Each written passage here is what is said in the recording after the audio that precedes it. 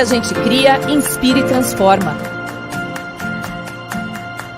Faz o aqui da sua empresa ser incrível, porque em mãos certas as mudanças acontecem e vão além das expectativas. Entregamos o melhor, comprometidos com o prazo e com a qualidade. Impactamos positivamente a vida das pessoas, com ambientes inovadores que combinam funcionalidade e bem-estar. Kits Informove, há 28 anos fazendo arquitetura de vanguarda e engenharia de excelência, entregando projetos com vida para empresas com alma.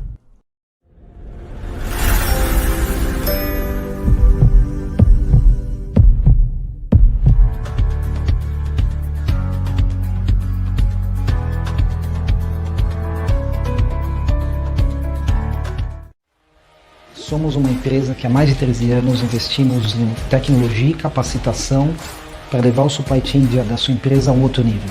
Bem-vindos à Level Group. A Level nasceu de um sonho de resolver os problemas da cadeia de abastecimento. Nosso propósito maior é difundir os preceitos do Fair Trade e gerar resultados sustentáveis para vocês.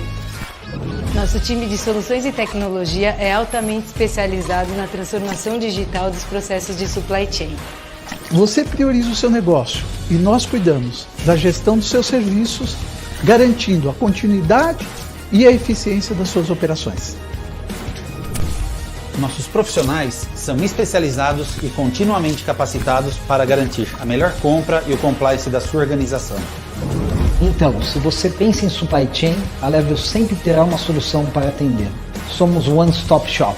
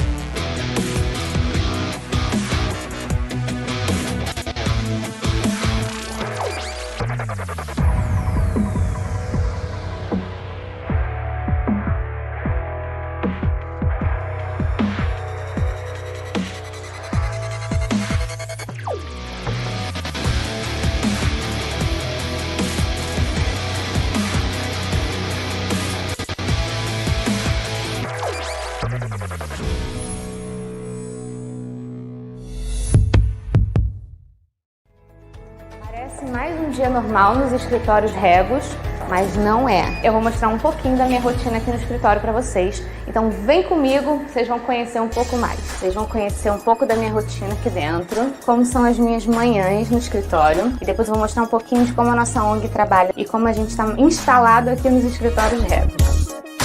Vamos tomar um café comigo. Café pronto. E a minha máquina, minha, porque faz todos os meus textos. E a Jaqueline encaderna pra mim. Agora tem tudo. Vamos lá no escritório. Tcharam! Aqui então é a minha sala, onde eu acompanho todos os projetos, tudo que tá acontecendo. Olha a pilha de texto. Olha quanto texto eu gravo, gente. Que é a nossa sala de reunião. Aqui é um escritório que a gente trabalha juntos e tem o administrativo da ONG e várias coisas acontecem aqui também. Fiquem ligados, porque em breve a gente vai mostrar um pouco dos projetos e como a Regos também está muito ligada a esses projetos que a gente tem feito. Não percam que vem muitas novidades por aí. Beijo!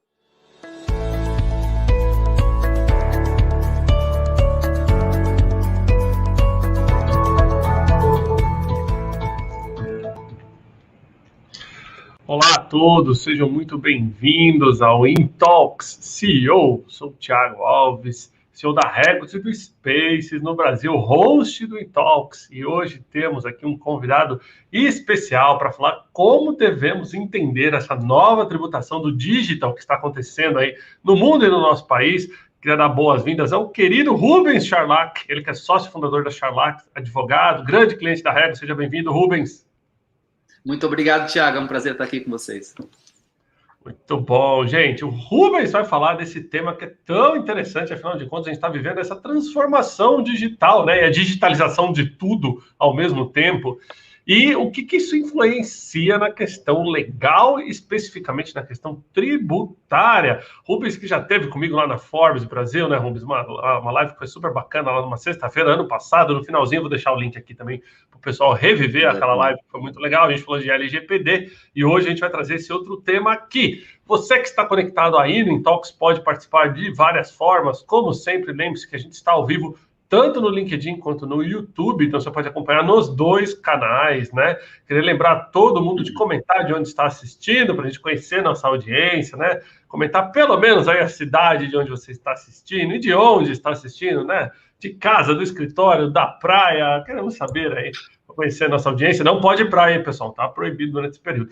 E mande suas perguntas nos comentários, né? Traga aqui também, assim, seu ponto de vista, muito interessante. Vamos aproveitar para fazer aquele networking digital também aqui nesse momento. Um bom momento para vocês compartilhar a live é agora, né? Então clica aí no botãozinho compartilhar aqui embaixo no vídeo, o pessoal que está no LinkedIn, o pessoal que está no YouTube, copia e cola o link, manda para o amigo por WhatsApp e tudo mais. E lembrando a todos que as lives anteriores do Intalks estão todas traduzidas para Libras, a língua brasileira de sinais, e com legendas em português e repostadas no YouTube do Intalks e da Regos Brasil. Então, se você conhece alguém que precisa de acessibilidade nos negócios, também manda ele lá para o YouTube. E, mais uma vez, lembrando, Intalks CEO, que é powered by Regius, né, pela Regos e pela Level, parceira nossa aqui do canal, também, que hoje teve aí um vídeo bacana de entrada. Aliás, também muito obrigado pela Informov e pela Audi do Brasil aí, pelo material aqui de entrada no Intalks. Bom, tendo dito isso, deixa eu trazer aqui um pouquinho para vocês aí, dar uma pequena apresentação do senhor Rubens, seu José Rubens Vivian Charlac, ele é advogado no Brasil e Estados Unidos, sócio fundador da Charlac Advogados e Charlac PLC. Ele vai explicar depois um pouquinho para vocês. Com vasta experiência como autor e palestrante no direito tributário nacional e internacional. Ele já foi reconhecido várias vezes como um dos advogados mais admirados do Brasil na área tributária, né, pela Análise Advocacia 500, em 2016, 18 e 19. Rubens, seja bem-vindo mais uma vez ao Intalks. Muito obrigado. Eu pedir seus comentários iniciais aí, né, sobre esse momento todo que a gente vive da digitalização e a necessidade, né, dos tributos e da forma como as empresas lidam com tributos se reinventar perante esse, né, esse cenário todo de pandemia. Perfeito, perfeito. Acho que a palavra-chave é mudança de paradigma, né? O direito sempre vai atrás do que a sociedade faz. Então, a sociedade evolui, o direito tenta evoluir atrás. O que a gente está vendo hoje no mundo, eu vou fazer um panorama internacional inicialmente, mas depois no Brasil em especial, é uma busca por esses novos parâmetros. Quais serão esses parâmetros? O que a gente vai fazer? Tenho aqui alguns elementos para trazer para vocês, mas isso aqui é uma fotografia de uma coisa que está em movimento, tá? Então, como é que a gente vê, né? A gente vê o nosso sistema tributário do Brasil, todas as empresas que estão assistindo a gente já conhecem, tem uma noção bem boa de quais tributos pagam, o que deflagra cada tributo que elas pagam, e etc. Só que com a digitalização da economia, esses parâmetros estão mudando tão rápido que a lei tributária ainda não acompanhou, está tentando acompanhar. E o que a gente vê hoje é uma crise de parâmetros mesmo, pelos poderes tributantes. Então, o que a gente tem? A gente tem uma alta obsolescência das normas tributárias. Você tem um código, nós temos um código tributário que é da década de 60. Nós temos uma Constituição que é da década de 80. E nós estamos nos anos 2020. Você sabe de quando surgiu o primeiro iPhone? O primeiro iPhone surgiu em 2007. Né? Exato, Thiago. Eu te interrompi, mas você está certo. É isso mesmo. Quer dizer, a gente está... E o iPhone hoje é uma coisa que todo mundo conhece. Ninguém consegue nem imaginar a vida sem. O iPhone é o seu equivalente, né? Mas esse tipo de tecnologia nem sonhava existir quando surgiu o nosso sistema tributário. Então, você imagina, a gente tem um sistema firmado, não vou dizer, é até certo ponto arcaico, mas é um sistema firmado com base naquela noção tradicional da indústria física, com aquela linha de produção, fazendo bens tangíveis que eram vendidos e a pessoa comprava, tudo no mundo físico, né? E isso hoje está totalmente obsoleto, né? Então, outro ponto que eu queria trazer a atenção é a desmaterialização. de várias coisas que são essenciais para você parametrizar o direito tributário. Então, por exemplo, o conceito de fronteira, né? A gente sabe muito bem, eu não vou entrar aqui numa coisa que já foi discutida muito, que a pandemia catapultou a digitalização, mas junto com a digitalização vem a internacionalização. Quer dizer, se você não precisa estar fisicamente no lugar para vender, por que você tem que vender só para o público que está circunscrito à sua cidade, ao seu estado? Você pode vender, em tese, para qualquer um, né? Então, o conceito de fronteira meio que desmaterializou. E o conceito de fronteira era muito importante, ainda é, para você fazer incidir o imposto de importação, o imposto de exportação é um imposto bem excepcional, mas existe. Outro conceito que desmaterializou é o conceito de estabelecimento, né? A loja, a fábrica, o centro de distribuição ainda existem? Sim, mas existe uma série de outros players no mercado que não tem estabelecimento. Não tem. Então, como é que você faz incidir o ICMS? Como é que você faz incidir o IPI? Eles precisam de um estabelecimento físico para existir. Esse é um conceito que está desmaterializando também. Outro conceito que está evaporando, o conceito de residência. Eu pago imposto no Brasil porque eu sou residente no Brasil. Mas hoje não, né? Porque nossa capacidade de voar para outros países está extremamente limitada com a pandemia, né? Mas em condições normais de temperatura e pressão, a gente pega um avião e vai para qualquer lugar. Com a internet, podendo trabalhar de forma remota, a gente pode trabalhar de qualquer lugar. Então, esse conceito de residência, ele está um pouco se esboroando também. E ele é um conceito primordial para você pensar em imposto de renda. Então, tudo isso está mudando, e está mudando rápido.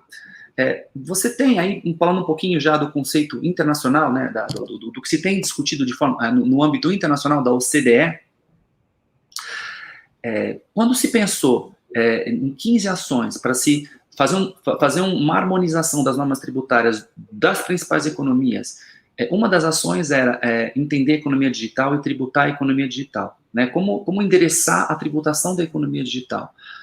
Só que o que se concluiu, o que o programa da OCDE, o que essa força-tarefa da OCDE concluiu, é que você não tem como separar a economia digital do resto da economia. A digitalização é um fenômeno que faz parte da nossa civilização. Nossa civilização está se digitalizando. E a economia é com isso. Então não dá para você falar assim, olha, a tributação da economia normal é assim e a tributação da economia digital é assado. O que você tem é uma revisão total dos conceitos para você repensar o próprio direito tributário. Então, é quase que um problema existencial aqui do direito tributário que a gente está passando, né? E aí, pensando nesse problema existencial, você pensa assim, poxa, o modelo atual hoje, nosso, tributário, falando um pouquinho de juridiquês, Thiago, se eu estiver muito no juridiquês, você me tira e me traz de volta para o mundo real, tá? No modelo tributário nosso, é muito focado numa figura chamada incidência. Você tem um fato, por exemplo, auferir renda. Aí incide a norma tributária do imposto de renda. Fala, você auferiu renda, você tem que pagar imposto de renda. Vender mercadoria é um outro fato tributável. Você vende mercadoria, então você tem que pagar ICMS. Prestar serviços é um outro fato tributário, uma outra incidência tributária. Você presta serviço, então você tem que pagar o ISS, Imposto sobre Serviço. Por aí vai. Esses conceitos estão ficando insuficientes quando a gente pensa que a realidade é mutante. Então, você tem hoje os serviços de streaming, serviço de venda online, serviço de download. Bom, o que é isso? Como é que você tributa? É um serviço? É uma venda? Como é que eu faço incidir? Como é que eu fiscalizo isso? Então, o fisco não consegue mais usar esses conceitos clássicos do direito tributário para alcançar a riqueza. Não consegue. Por outro lado, o contribuinte fica numa insegurança muito grande, que ele fala assim, poxa, quem vai me cobrar? Eu faço essa atividade X. Será que ele é um serviço, então o município vai me cobrar ISS? Será que ela é uma venda, então o Estado vai me cobrar ICMS? Será que ela é uma outra grandeza? Será que ela é entendida como industrialização e aí a União vai me cobrar IPI? Será que eu vou ter que pagar CID? Será que eu vou ter que pagar algum outro tributo que eu não estou pensando? Será que algum outro país pode me cobrar tributos também? Então, o contribuinte também está num limbo hoje que ele não sabe muito o que fazer, né? Então, é aí o panorama primeiro que eu queria trazer era esse, quer dizer, há uma defasagem do direito tributário em relação à tecnologia hoje. E aí, os pensadores estão pensando assim, como repensar o direito tributário, né? E o que a OCDE está buscando retrabalhar é novos elementos de conexão, ou seja, que não sejam mais um elemento físico. Como é que eu faço a conexão com o poder de tributar? que não seja mais um estabelecimento permanente. Por exemplo, estabelecimento permanente é um conceito clássico na tributação internacional, né? O conceito de residência, como eu já expliquei, também é clássico, ou seja, o país de residência da empresa, a empresa americana, né? Ela é matriz americana, a empresa, então, é residente nos Estados Unidos. Os Estados Unidos têm o poder de tributar a riqueza dessa empresa, a renda dessa empresa. Essa empresa começa a vender remotamente no Brasil. Antes de falar em vender remotamente, pensa que ela vai criar uma filial, uma subsidiária no Brasil, né? Ela vai estabelecer um endereço no Brasil, um CNPJ no Brasil, vai se inscrever como contribuinte do Brasil, essa subsidiária, e vai começar a explorar o mercado brasileiro. Essa subsidiária física no Brasil, por ser uma subsidiária física, está sob os olhos da Receita Federal, a Receita Federal vai lá e tributa essa subsidiária. Depois, essa subsidiária apura lucro, tributável no Brasil, e depois remete os dividendos para a matriz dos Estados Unidos, onde os Estados Unidos vai cobrar a parte deles sobre esse dividendo entrado lá nos Estados Unidos. Então, o país de residência tributa, o país de fonte, quando tem a subsidiária fisicamente, também tributa.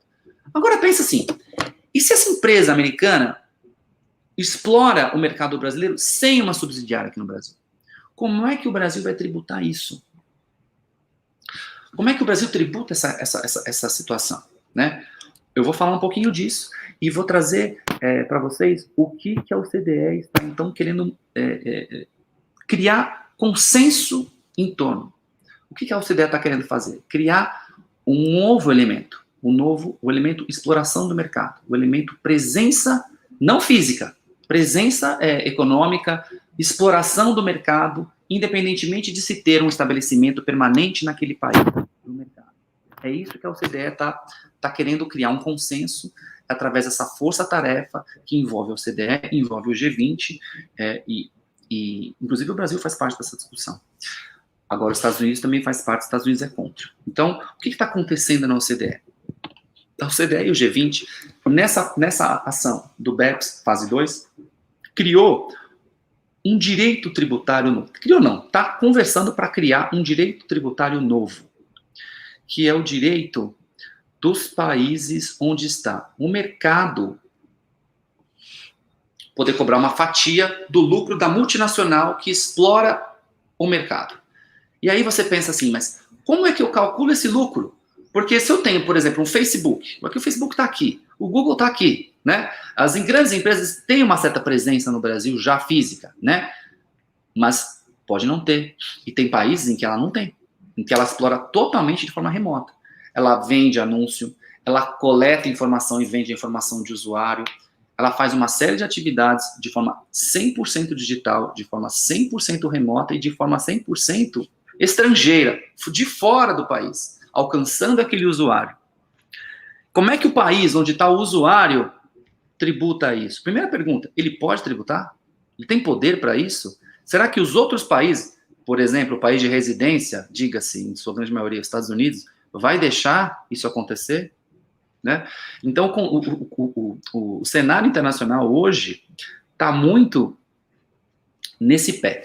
Há essa discussão dentro da OCDE, o assunto chama-se a Amount A do Pilar 1, que recoloca direitos tributários em prol da jurisdição que abriga o mercado consumidor. Isso é uma quebra de paradigma muito grande no direito internacional. Né? E os Estados Unidos têm sido fortemente refratário a essa mudança de paradigma, a essa mudança de conceito, a essa dação de poder tributário ao país que abriga o mercado consumidor. Porque ele sabe que, como um país de residência das grandes multinacionais, ele tende a perder com isso. Há uma crítica a esse posicionamento, que eu até fiz num artigo que eu publiquei com o colega meu, Benjamin Willis, nos Estados Unidos, em janeiro, que mostra que também os Estados Unidos também é um grande mercado. Então, ele vai ganhar como mercado também, nessa mudança de paradigma. E eu, sinceramente, entendo que essa mudança de paradigma, embora talvez não aconteça nesse consenso da OCDE, embora eu acho que vai acontecer, mas se caso não aconteça nesse consenso da OCDE, vai acontecer porque vários países, Brasil inclusive, já vou falar do que está acontecendo no Brasil, mas assim, a União Europeia, vários países da Europa, países da Ásia, países da África, outros países da América, estão criando unilateralmente tributos chamados Digital Services Taxes, que são tributo sobre serviços digitais, para justamente já alcançar a renda global ou a receita global dessa multinacional no que tange ao mercado deles próprios países. Então, quer dizer, se não vier esse consenso através da OCDE, vai haver uma chuva de Digital Service Taxes, que na sigla é DST, então quando a gente falar de DST aqui hoje, é Digital Service Tax, tá? Vai ter uma chuva de DSTs, tá? Se não tiver o consenso da OCDE, vai ter uma chuva de DSTs. Essa é a situação hoje internacional. E só para fechar, os Estados Unidos, sendo refratários a essa iniciativa, iniciou uma investigação do lado comercial, tá? O seu procurador do lado de comércio, de sanções internacionais para comércio, resolveu investigar 9 países que ou criaram ou pretendem criar um DST, entre eles o Brasil. E os Estados Unidos está fazendo isso justamente como uma refração, como uma sanção negativa para esses países que estão buscando essa via do DST, caso o consenso na OCDE não aconteça. Então, esse é o cenário internacional, esse é o cenário em que o Brasil se encontra, e daqui a gente vai depois falar um pouquinho do que está acontecendo no Brasil. Deixa eu te trazer, quando você toma uma água aí, Rubens, lembrar todos de mandarem perguntas, né, participarem da nossa live, um tema que interessa a todo mundo. Fiz uma pesquisa rápida aqui na OCDE, enquanto o Rubens falava. No Brasil, pessoal, nós temos 92 tipos de tributos vigentes que o brasileiro pode ser suscetível a pagar. 92. Em média, um brasileiro paga 28 desses tributos ao longo da sua vida. Então, nem todo mundo está envolvido em todos os tributos, mas 28 tributos ao longo da sua vida. E teve uma discussão muito forte nos últimos meses, Rubens, nos últimos anos, né? Eu acho que desde até do impeachment para frente, de uma reforma tributária que o Brasil precisava fazer, que foi uma reforma que ainda não passou pelo Congresso e que vai ter que passar em seu momento, e que em nenhum momento eles falam de reduzir percentual, mas fala de simplificar os impostos no Brasil. Simplificar imposto no Brasil vai em linha com o que você está falando de tributação digital, e aí eu vou emendar minha pergunta já com uma pergunta da audiência, que é o seguinte: há muita controvérsia sobre impostos que pegam na transação financeira. O Brasil, por exemplo, traumatizado com a CPMF, mas dizem que é a forma mais democrática de você realmente conseguir captar impostos na fonte, né? Tanto na geração quanto no recebimento, e ficar um pouco menos à mercê de sonegação. Você acha que outros países funcionam dessa forma, ou isso é uma jabuticaba brasileira? Jabuticaba completa. Jabuticaba completa. Eu não vi nunca um país tributar a operação de débito. Se você pega pela CPMF, você tira dinheiro da sua conta corrente, joga para a conta poupança. Tira da conta poupança, joga para a conta corrente. Da conta corrente para a conta poupança, o dinheiro vai sumindo. É como se você estivesse esfregando um sabonete, assim, ó. A CPMF vai tirando todo o dinheiro. Quer dizer, ela é muito fácil de cobrar, ela é democrática porque todo mundo paga, né? Mas ela é injusta porque ela não tributa a riqueza. Né? Então, ela tributa uma operação financeira. Então, o que você viu, e aí talvez ela não seja tão democrática, porque eu lembro muito bem de ver grandes redes de varejo, na época da CPMF, grandes redes de varejo faziam o seguinte, e eu posso dizer isso porque não é informação que o cliente me passou, isso é uma informação que eu fiquei sabendo da vida. Né? A empresa passava no supermercado com o seu carro forte, os seguranças desciam, pegavam o dinheiro dos caixas do supermercado e passavam no supermercado fazendo essa coleta do dinheiro. E antes de depositar o dinheiro, eles levavam também todos os boletos no caminhão forte. Quer dizer, o supermercado fazia um encontro de contas, olha, eu pago os meus boletos, o máximo que eu der com dinheiro, que sobrar de dinheiro eu pago, eu ponho na conta. Quer dizer, o planejamento tributário do varejo era um planejamento tributário que dava para fazer, e também um planejamento tributário da idade da pedra, né? Porque é o que se faz com o CPMF. Todo o sistema financeiro está amarrado com a interligação de dados, você tem que fazer um encontro de contas fora do sistema financeiro, que é um absurdo. Então, é jabuticaba sim.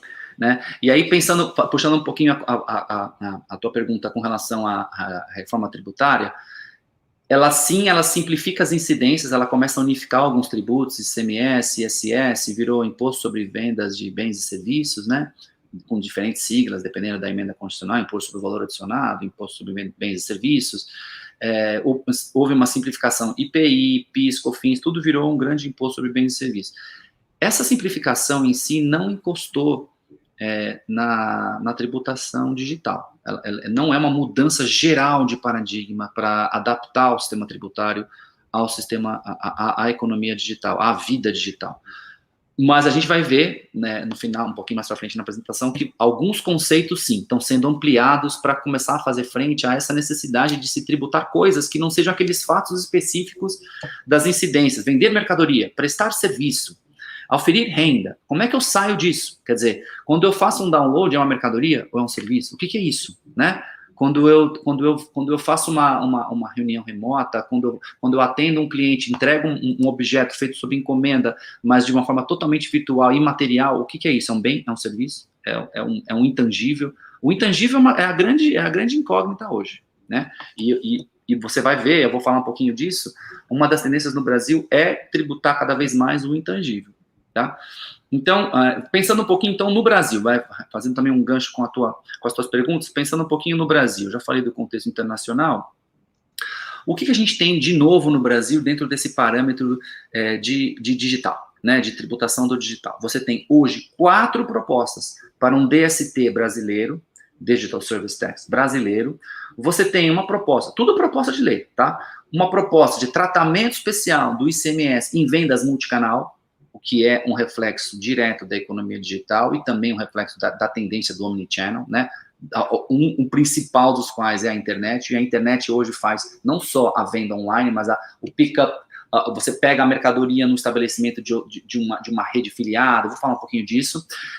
Você vai ter, dentro do Brasil ainda, novo entendimento do Supremo sobre a tributação de software. Eu vou explicar um pouquinho como é que o Supremo entendia que a venda de software tinha que ser tributada e como é que ele está entendendo hoje, que já é decorrente dessa mudança de paradigma e dessa busca por novos paradigmas.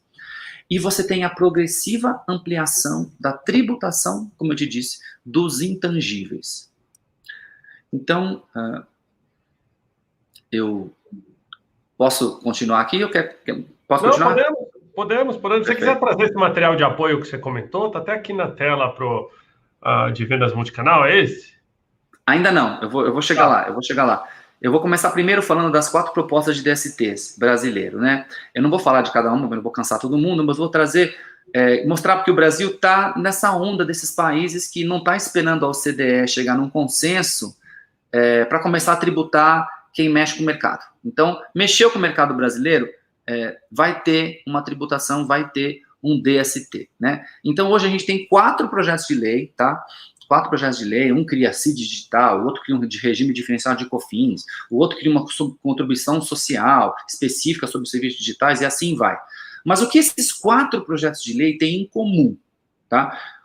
Nos 4, o contribuinte não precisa estar no Brasil, ou seja, você não precisa mais da presença física da empresa no Brasil. O tributo apenas alcança quem tem a receita acima de certo limite, ou seja, ele busca tributar os grandes grupos multinacionais que estão com uma perna no digital, óbvio, né? A receita, em todos esses projetos de lei, a receita tributável decorre de alguma interação com o consumidor brasileiro. Seja o uso de dados, seja a venda, seja o uso da plataforma, seja a propaganda online, tem sempre um link com o usuário brasileiro, né? E 4, é o exemplo da OCDE, ou seja, tudo isso está sendo feito porque está se rediscutindo em sede mundial esse novo poder de tributar. Pensa um pouquinho. Tem gente que fala assim, olha, esse tributo é injusto, esses DSTs são injustos. Por quê? Porque quando uma empresa brasileira paga, uma pessoa física ou jurídica, mas a jurídica, uma empresa brasileira paga uma empresa estrangeira por serviço, então tem uma empresa estrangeira que não tem presença no Brasil, prestando serviços para um brasileiro. Uma pessoa jurídica brasileira paga uma série de impostos, tá? Ela vai fazer a remessa para o exterior para pagar essa empresa estrangeira por serviços que ela tomou, ela vai pagar ISS, paga CID, paga ISS 2,5%, CID 10%, IR-fonte 15%, PIS e COFINS quase 10%. Dá uns total de 40% isso aqui. Uma física ainda paga IOF 6,38% na remessa. Quer dizer, não é que não tem tributação. Hoje, o Brasil já tributa quando uma empresa estrangeira presta serviço para alguém aqui no Brasil de forma remota. Porém, ele nunca tributa a empresa estrangeira. Ele sempre tributa o cliente brasileiro. É o cliente brasileiro que tem que pagar todos esses impostos. Esses DSTs são originais porque são os primeiros projetos de lei que buscam tributar diretamente a empresa vendedora no exterior. Ou seja, essas propostas de DST, isso é um passo importante em termos de soberania. O Brasil está dizendo que tem soberania para tributar o estrangeiro que nem presença tem aqui, né? E aí você cria, é claro, uma dinâmica nova, isso é uma dinâmica nova, que estamos vendo, que está vendo de uma discussão, nossa ideia é nova. E no Brasil, todas as competências tributárias estão amarradas na Constituição. O imposto de renda pode ser cobrado pela União porque está na Constituição. O ICMS pode ser cobrado pelos estados porque está na Constituição. E assim vai, né? Então, não tem previsão na Constituição de se cobrar a empresa estrangeira. Em tese, não tem uma coisa muito clara nesse sentido. Porém, tem um artigo lá na Constituição que fala assim, artigo 219, o mercado interno integra o patrimônio nacional. Então, quer dizer, eu vou deixar o patrimônio nacional, a pessoa vem aqui explorar o patrimônio nacional e não vai pagar nada? Então, a questão da soberania pode até ser discutida de forma constitucional, mas eu acho que precisaria realmente de uma reforma para você chegar nisso. Então, tá aí. Primeiro parâmetro é DST brasileiro. Realmente é uma novidade, não está em vigor ainda, são projetos de lei, mas é uma nova discussão. Como eu disse, é uma mudança de paradigma. Uma outra figura que eu trouxe aqui para vocês é o projeto de lei complementar 148, que trata do ICMS na venda multicanal. Aqui, Thiago, eu queria que a produção subisse aquela imagem que eu forneci. Aí. Ah, pronto, perfeito. Então, esse é um projeto de lei complementar que mexe na lei do ICMS, na lei Candir, tá? Ele não está em vigor, ele é um projeto de lei, mas eu acho ele extremamente importante porque ele traz a figura do multicanal. Então ele define, inclusive, venda multicanal, uma compra e venda não presencial de mercadoria com possibilidade de retirada, troca ou devolução pelo consumidor final em um estabelecimento físico do próprio vendedor ou de um terceiro credenciado. E o estabelecimento credenciado é qualquer pessoa jurídica contribuinte do ICMS, pertencente ou não ao grupo do vendedor. Olha que legal. Então eu tenho aqui, por exemplo, olha só, para você evitar uma bagunça do ICMS, porque o que você tem hoje, a empresa, e tem várias, tá? Eu sei porque tem várias empresas que eu conheço que já implementaram uma estratégia multicanal para o seu negócio, né? Só que hoje você tem uma situação difícil de ICMS, porque você não tem uma lei que diz, olha, o que acontece se eu compro, se quem vende é o estabelecimento A, mas o cliente, o consumidor, vai retirar no estabelecimento B. E pior, devolve para troca no estabelecimento C. Como é que fica o ICMS? Fica uma bagunça. Então, esse projeto de lei, ele fala o seguinte, olha, a única pessoa que vai pagar ICMS quando vende é o vendedor principal, ou seja, é aquela empresa do estabelecimento que fez a venda. Não importa se ele vai remeter esse produto para um credenciado, para o cliente buscar lá no credenciado, não importa. E se o cliente devolver o produto num outro credenciado, não tem problema, esse credenciado não vai tomar crédito e não vai pagar ICMS também. Quem vai tomar crédito na devolução é o próprio estabelecimento principal que fez a venda, e quem vai pagar ICMS é o próprio estabelecimento principal que fez a venda. Ficou bem mais simples. E eu acho que esse diagrama ajuda a visualizar bem isso. Desse modo, aqui também um trecho da exposição de motivos desse projeto de lei complementar, que eu acho interessante, porque ele fala exatamente o seguinte, ó. Desse modo, a mercadoria se mantém fiscalmente no estabelecimento alienante, vendedor, apesar de fisicamente circular para o estabelecimento credenciado. Ou seja, você está vendo a dicotomia entre o que é físico e o que acontece no mundo digital. E o tributário está indo para o que está no digital, independentemente do que acontece com a mercadoria física. É uma mudança de paradigma. Muito bom. Rubens, deixa eu trazer, enquanto você tomou água aí, deixa eu trazer um pouquinho do ponto de vista da audiência. Você que se conectou agora, a gente está fazendo aqui um Intalks CEO com Rubens Charlac, ele que é sócio fundador da Charlac Advogados, está dando uma aula aqui para a gente de tributação digital. Mande sua pergunta, faça o seu comentário. Tiveram algumas pessoas que trouxeram um conceito interessante, Rubens. Por exemplo, na Europa, recentemente houve a IFRS 16, né, uma nova lei lá contábil que fez com que empresas revissem, né, dentro do seu balanço questões de OPEX, de CAPEX, né, de ativos, e como isso deve ser contabilizado e depreciado. Isso mudou de uma maneira bastante grande a tributação de algumas empresas lá. E aí tem uma pergunta bem específica aqui do Brasil, que eu acho que a gente pode trazer para você ver, que é da Paola. Grande Paola, obrigado pela participação. Contar um pouquinho sobre esses benefícios fiscais de ativos alavancados no Brasil, né? CAPEX e OPEX de empresa. Isso também está passando por algum tipo de estudo nessa tributação digital? Afinal de contas, a gente está vivendo no mundo pós-pandemia, onde boa parte das empresas está com caixa curto, digamos assim, né, e querem investir caixa no seu próprio negócio. Quanto mais eles migrarem para essa economia do as a service, melhor, né, porque ela não precisa investir, não precisa. Mas, por outro lado, geralmente os investimentos trazem os benefícios fiscais. Vocês têm visto isso também, essa dicotomia entre vou para cá, vou para lá, e como que você olha esse ecossistema?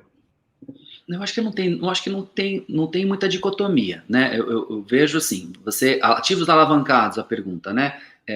Eu vejo 2 pontos. Em primeiro lugar, fazendo um gancho com a pergunta dela, e depois fazendo um gancho com o teu comentário, Thiago. Primeiro, a pergunta, ativos alavancados, benefício. Bom, quando você tem uma alavancagem, você está usando dívida. Quando você usa dívida, você está tendo despesa. Em vez de usar capital próprio dos sócios, você está usando capital de terceiros. Então, quando você tem essas despesas, você depois pode deduzir essas despesas do lucro real, se você é um contribuinte aqui no Brasil no lucro real. Se você é um contribuinte no lucro presumido, aí não tem muita diferença, não faz muita diferença.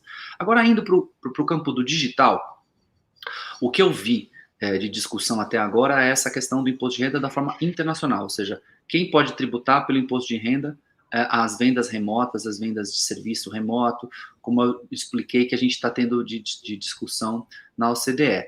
Porém, com relação a essa questão que você falou, Thiago, olha, a empresa deixa, ou eu invisto aqui no ativo próprio, ou eu vou comprar como um serviço, né? Realmente, mas ao mesmo tempo que a empresa às vezes a empresa nem tem opção, né? Hoje, a maioria dos softwares, por exemplo, o sistema Office, você ou compra como serviço, ou compra como serviço, né? Não tem muita opção. Mas, além disso, você vai sempre ter no que investir. Se você está migrando o seu negócio para o negócio digital, você está investindo em novas tecnologias, você está investindo em uma série de outras coisas. Às vezes, esses ativos são próprios, né? Às vezes, eu estou pagando terceiros como serviço. Se eu estou pagando como serviço, eu tenho despesa, né? Se eu estou investindo em ativos próprios, eu tenho custo. Né? O custo, ele é depreciável. O meu ativo físico é depreciável. O meu ativo intangível, ele é amortizável. Todas são despesas debitáveis, dedutíveis do meu imposto de renda. Se eu tenho despesa, essa despesa é operacional, se ela é necessária e é ordinária, né? Ela é também dedutível do lucro real. Então, muitas vezes a despesa, muitas vezes não, a despesa ela é dedutível de uma vez só. O ativo, quando é um ativo fixo ou intangível, quando está imobilizado, ele vai, ou diferido, ele vai sendo depreciado ou amortizado ao longo do tempo, e não de uma vez só. Por isso que se prefere, né, no jargão tributário ou contábil, se prefere despesar as coisas de uma vez só, porque sai da base do imposto de uma vez só. Então, é esse o paralelo que eu vejo. Muito bom. Deixa eu trazer mais alguns pontos aqui que eu acho que são interessantes da nossa audiência. Você falou um pouquinho na hora que você falou de ICMS, você falou nesse entendimento, né, de uma tributação dos intangíveis e tal, e o Brasil migrou, principalmente nessa pandemia, para o marketplace, né? Todo mundo quer ser marketplace de alguma coisa. E o marketplace, ele não é peer-to-peer, né? Geralmente você não está direto entre os pontos e tem esse agente interveniente, se a gente pode colocar dessa forma, no meio. E tudo tem feito isso, até o mercado imobiliário, né? Corretores estão digitalizados, né? Vide aí empresas como Quinto Andar, etc., que estão... Como que você vê especificamente para marketplaces? Alguma linha da gente ter um imposto digital em cima do marketplace, ou o marketplace ser um agente informativo, por exemplo, que informa o governo dessas transações? Eu teve aqui comigo no Intox já há um tempo atrás, o Stélio Tolda, né, do Mercado Livre. Aliás, parabéns ao Mercado Livre, que virou a maior empresa da América Latina, né, recentemente. E um dos desafios que a gente discutiu naquele bate-papo era exatamente essa questão do imposto, né? Tipo, mas quem vende é obrigado a pagar, e tem imposto que, tecnicamente, quem compra deveria declarar, e como que um marketplace fica ali no meio? Qual que é a sua visão sobre isso? Isso é realidade, isso está acontecendo já. Você pegou um ponto que já é realidade para alguns estados do Brasil. Cada vez mais estados no Brasil vêm atribuindo aos operadores de marketplace a obrigação de reportar vendas de mercadorias ocorridas no ambiente virtual e responsabilidade solidária pelo ICMS devido pelo seller. Então, só para a gente recapitular, para todo mundo, às vezes tem advogado assistindo que não é tão, não conhece tanto a figura do marketplace. O marketplace é um shopping na internet. Tá? É um shopping. Então, o shopping, ele vende alguma coisa? Não, não vende. O shopping, ele cede o espaço dele para as lojas, ele cobra aluguel, a loja vai lá, imagina um shopping, loja física, quem vende é a loja, né? Então, o marketplace é a mesma coisa, quem vende é o seller, né? O marketplace, ele é um prestador de serviço, ele está intermediando, ele está chamando o tráfego para o site dele, ele tem uma marca forte, ele chama o consumidor para o site dele e o seller usufrui desse intangível do marketplace, essa marca boa, desse fluxo de pessoas para o site para poder vender. Então, quem vende é o seller. Então, o marketplace não tinha que ter nada a ver com o ICMS. O marketplace nem é contribuinte de ICMS, ele não vende produto nenhum, não vende mercadoria nenhuma. Mas cada vez mais estados têm atribuído aos marketplaces a obrigação de reportar a venda dos sellers e responsabilidade solidária. O que significa isso? Mais um pouquinho de juridiquês, né? Responsabilidade solidária é o seguinte: se o seller não pagar ICMS, eu, Estado, vou cobrar ICMS de você, marketplace. Né? Então, tá aí. Isso é contestável, porque a gente está vendo que o marketplace não é contribuinte do imposto. Ele não tinha que ter nenhuma responsabilidade, mas ele tem. Por quê? Porque é fácil de fiscalizar. Em vez de eu fiscalizar dezenas de sellers, eu vou fiscalizar um marketplace. Né? Isso é uma coisa que eu tenho visto. Outra coisa que eu tenho visto, e aí é um projeto de lei. A gente falou muito disso no ano passado, aquele PL 3887 que criou a CBS, aquela contribuição sobre bens e serviços, ela já previu que o operador de marketplace também é solidariamente responsável pelo recolhimento da CBS devida pelo seller. Ou seja, se eu não vir recolhimento da CBS, tal como no ICMS, se o Estado não vejo recolhimento do ICMS, eu posso cobrar tanto o seller como eu posso cobrar o marketplace direto. E para economizar trabalho, eu vou cobrar direto do marketplace. Então, isso já é mais uma mudança de paradigma. Os marketplaces estão na berlinda. Todo marketplace tem que estar com um sistema bom, um RP bom, que seja capaz de captar essas informações e mesmo fiscalizar o seu seller, porque já sabe que se o seller não pagar o imposto, quem vai acabar pagando é ele, marketplace. Pegando um gancho no que você falou com relação a intangível, não sei se eu já falo disso agora ou se tem alguma pergunta, Thiago. Podemos. Não, podemos. Depois eu volto com mais perguntas da audiência, Rubens. Fechou. Eu quero entrar um pouquinho nessa seara do intangível, que é um ponto que eu acho super importante, que é um ponto que está crescendo o poder de se tributar ao intangível. E isso vem de uma revisão que o STF fez sobre a tributação de software. O STF julgou, faz uns 2 anos, acho que 1 ano, a questão da incidência de software numa ação direta de inconstitucionalidade 5659. O relator foi o Toffoli. Ele disse o seguinte, olha só, eu acho interessante, porque anteriormente a essa decisão, o entendimento da corte era o seguinte: quando o programa de computador, software com sinônimo de programa de computador, é feito e comercializado em volume, o famoso software de prateleira, eu vou pagar ICMS. Por quê? Porque eu vou na loja. Olha só, esse foi o parâmetro usado pelo Supremo uns 20 anos atrás para resolver essa mesma questão. Tá? Eu vou comprar um Windows. Eu vou comprar um pacote Office. Eu vou na loja, eu compro o Office e vem numa caixinha. Ele vem numa caixinha, eu abro a caixinha, dentro da caixinha tem um CD, eu boto esse CD no computador e eu instalo o Office. O Office é meu, eu comprei uma mercadoria. Quando esse programa é padronizado, eu pago ICMS. Agora, quando o programa de computador é feito por encomenda, aí é um serviço e eu pago o ISS. Esse era o entendimento. Mas vejam como o entendimento teve que mudar com a mudança dos tempos, né? Hoje, o Supremo disse o seguinte, ainda que se admita que possa incidir o ICMS sobre bens incorpóreos ou bens materiais, é preciso que haja transferência de propriedade. E como é que a gente usa a maioria dos softwares hoje? Licença de uso, cessão do direito de uso. Não é mais venda. Eu compro um computador, compro um software, eu baixo um software, vem lá um contrato de licença, eu tenho que clicar no eu concordo, senão nada acontece, né? Aquilo é licença de uso. Não é transferência de propriedade. Ah, mas a licença... Tem clientes, inclusive clientes corporativos, que a licença é perpétua. Tá, mas é licença de uso. A propriedade, mais um pouquinho de juridiquês para a gente entender de onde vem esses conceitos todos. A propriedade ela se divide em 3 direitos. O direito de usar, o direito de fruir, por exemplo, cobrar aluguel, né? e o direito de dispor, que é o direito de vender, tacar fogo, destruir. Então, eu sou proprietário quando eu posso fazer 3 coisas. Eu sou proprietário de uma casa, eu posso morar na casa, direito de usar.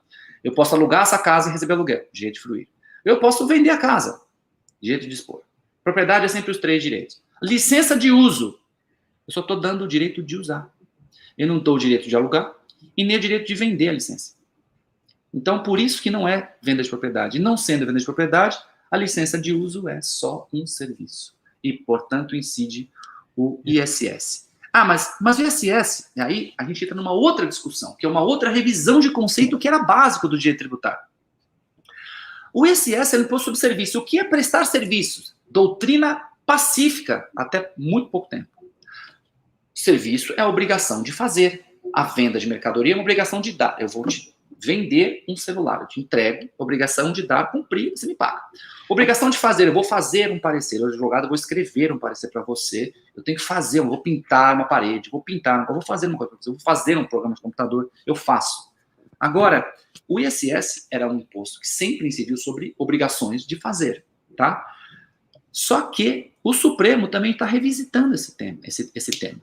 E está dizendo o seguinte, está começando a admitir a incidência do ISS, Imposto sobre Serviço, sobre atividades que não necessariamente sejam consideradas serviço à luz do direito privado. Ó, um trecho que eu vou ler da decisão do Supremo no recurso especial aqui que eu selecionei, 784-439, para quem estiver anotando.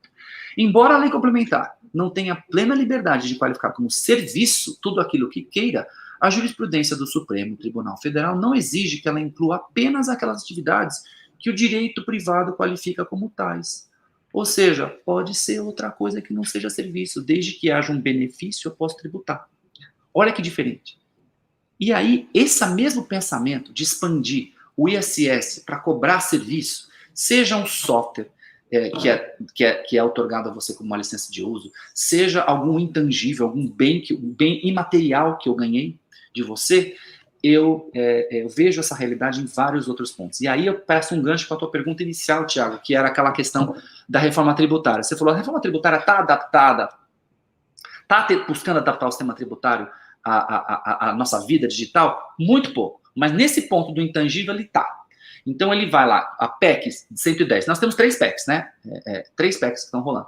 A 110, 118 e 45. Né? A 110 fala assim, incide lá o ISS, mantém o ISS, né?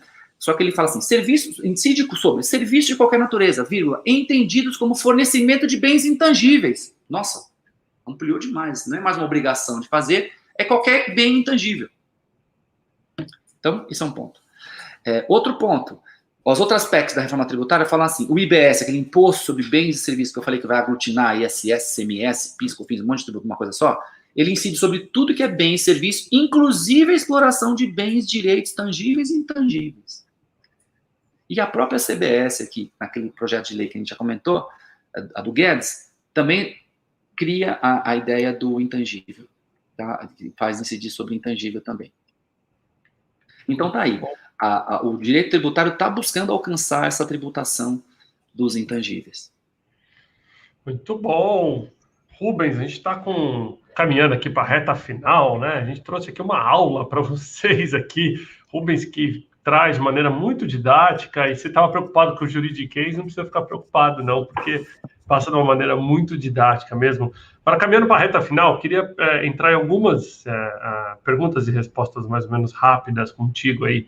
Para quem está na frente hoje de uma empresa, CFOs que estão nos ouvindo, né, CEOs, ou mesmo, né, pessoas à frente do planejamento tributário das empresas, você acha que é um momento de positividade, que talvez, com tudo isso que a gente falou, da reforma, do imposto digital, isso facilite a forma como o brasileiro vai começar a lidar com impostos, ou você acha que ainda tem uma luz vermelha aí, de que tem que ter muita preocupação, uma vez que a gente sabe que no Brasil, como o passado é incerto, né, de que muita coisa pode ir e voltar, vídeo ano passado mesmo, né, aquela quantidade de MPs que foram revogadas em coisa de dias e as empresas não tinham tempo para implementar e se adaptar e ter aquela segurança jurídica. Como é que você olha hoje, especificamente, segurança jurídica na área tributária? É algo para ser revisitado todo dia, É algo para ser revisitado todo dia. Infelizmente, no Brasil, a gente tem uma insegurança tributária muito grande. O nosso trabalho é dar o máximo de segurança possível para o cliente.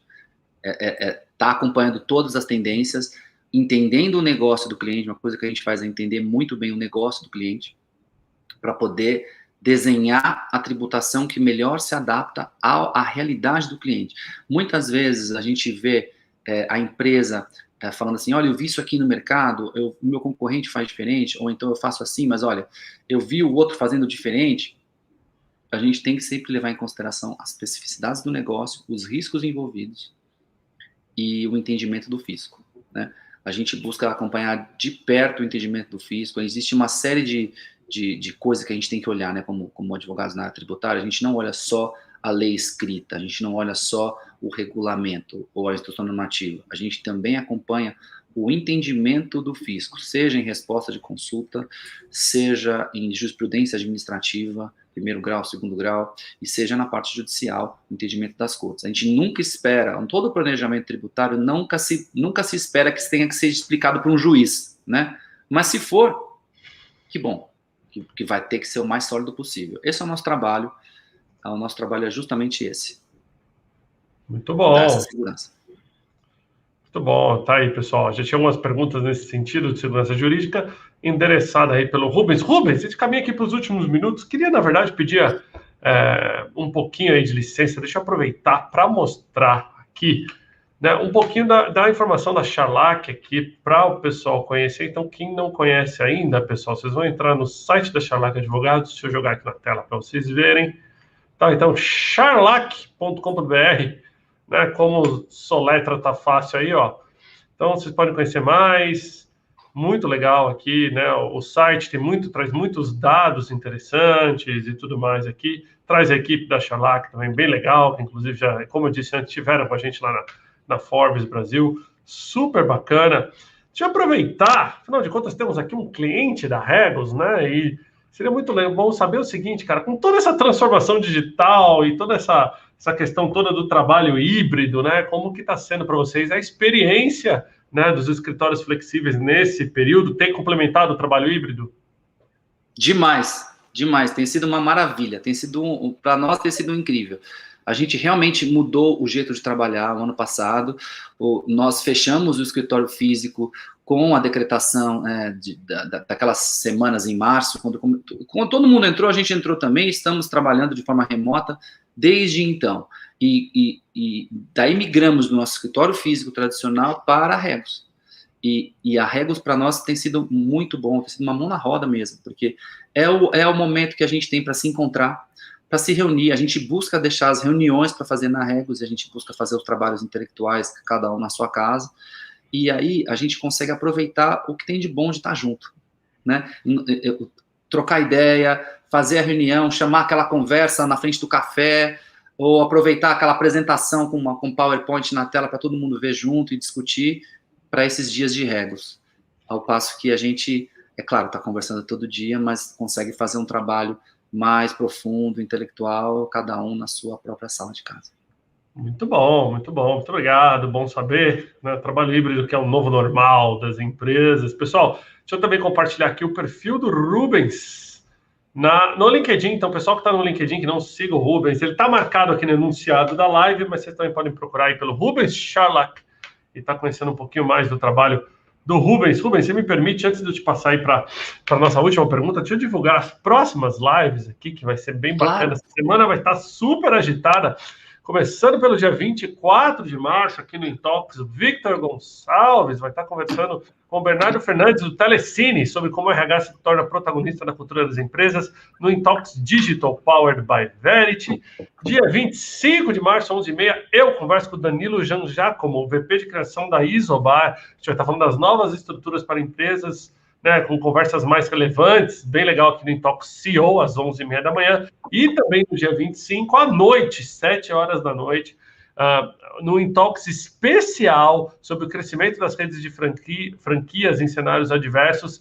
Eu e o Adriano Magalhães, nosso diretor de franquias aqui na IWG, vamos receber Alberto Oyama, diretor de franqueados da BF, da Associação Brasileira de Franchise, né? E também o Henrico Ferrari, CEO da Mormai.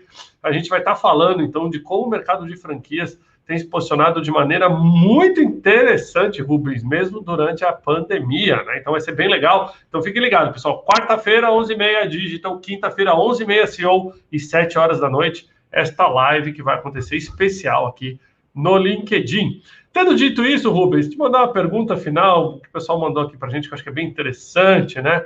Como é que você, né, vê empreendedorismo na área de advocacia, né? Na hora que eu te apresentei, eu falei que você, além do Brasil, também opera nos Estados Unidos. Como que é, né, essa sua logística? E se você quisesse dar dicas para advogados recém-formados, ou mesmo ainda estudando, que queiram entrar nesse mercado mais corporativo, né? Quais seriam as dicas de ouro do Rubens Charlak para todos? Olha, em primeiro lugar, aprenda com alguém que sabe. Então, vai trabalhar num escritório que trabalha com empresas para você entender como é. Porque trabalhar com empresas é diferente de trabalhar com pessoa física. Trabalhar com pessoa física tem toda uma questão de você atender a pessoa quando ela precisar, você até acalmar os ânimos da pessoa física. A empresa, ela precisa da resposta rápida e precisa da resposta certa. Então, você muitas vezes tem que entender muito de um assunto para se colocar para uma empresa, porque a empresa também já estudou. Quando ela vem te consultar, ela já estudou o assunto. Ela tem times que já estão olhando esse assunto e ela, às vezes, está querendo entender só o detalhe. Então, tá aí uma dica. Outra dica no empreendedorismo na advocacia, como você colocou, né?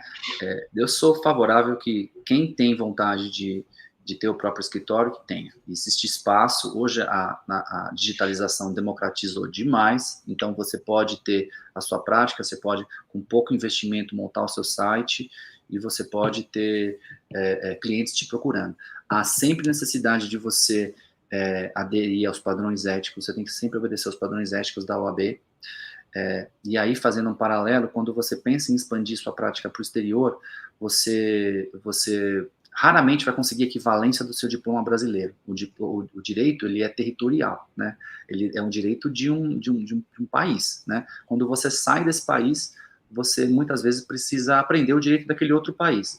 Um país em que você pode ir, em que você tem um grande aproveitamento do seu conhecimento no Brasil é Portugal. Você consegue, com razoável facilidade, advogar em Portugal. Agora, quando você vai pensar para ir para os Estados Unidos, é mais difícil. Alguns estados, aí lá nos Estados Unidos, a OAB, né, a OAB, que chama o BAR de lá, ela é por estado, é estadual, e cada estado tem a sua regra. Então, para você poder advogar em Nova York, por exemplo, você precisa ter um LLM acreditado pelo BAR de Nova York e depois sentar e fazer a prova do BAR de Nova York. Para você fazer para você ter o BAR da Califórnia, você não precisa ter curso nenhum. Porém, é a prova mais difícil dos 50 estados. Então, você tem que passar naquela prova. Boa sorte. Na Flórida, para você ser advogado na Flórida, para você sentar para fazer a prova do BAR da Flórida, você tem que ter a graduação em Direito nos Estados Unidos. Então, você não basta ter feito uma faculdade no Brasil, você tem que fazer faculdade de novo nos Estados Unidos e sentar para a prova do BAR de lá. E, olha, a prova da OAB já é difícil, a prova do BAR é bem mais. Então, tem que gostar de estudar. Eu acho que para você ser um bom advogado, você tem que gostar de estudar, você tem que gostar de ler e tem que gostar de assuntos abstratos, porque o direito, ele é, em grande parte, abstrato. Muito bom, pessoal. Espero ter ajudado. Esse foi o Rubens Charlak. Então, depois vocês adicionam aí no LinkedIn, aí, pessoal que está no LinkedIn, pessoal que está no YouTube, corre lá no LinkedIn para adicionar o Rubens, né, seguir todas as notícias do Rubens. Rubens, queria te agradecer de coração, em nome do Intalks, pela aula que você trouxe aqui, né, dessa nova tributação do digital. Foi bem interessante. Com certeza ficou até gostinho de quero mais para uma segunda live, para a gente poder estar explorando mais a fundo ainda o tema. Mas foi muito legal. Em respeito ao horário aqui da nossa audiência, a gente está em cima, mas queria te agradecer, então, pela participação. É um prazer. Agradecer a todos que ficaram aí com a gente, que curtiram o bate-papo. Deixe seu like, né? Compartilhem a live aí. Lembrando que esse conteúdo fica gerado aqui, tanto no LinkedIn quanto no YouTube. Você pode revisitar ele a qualquer hora, para quem ficou com dúvida ou queira usar, né? Assistir depois, ou quiser marcar um amigo aqui, aproveita que o conteúdo ficou criado aqui. Então é isso aí, pessoal. Esse foi o Intalks CEO com Rubens Charlak, sócio fundador da Charlak Advogados, entendendo a nova tributação do digital. Um grande abraço a todos. Rubens, muito obrigado. Um abraço. Tchau, tchau. Até a próxima. Valeu!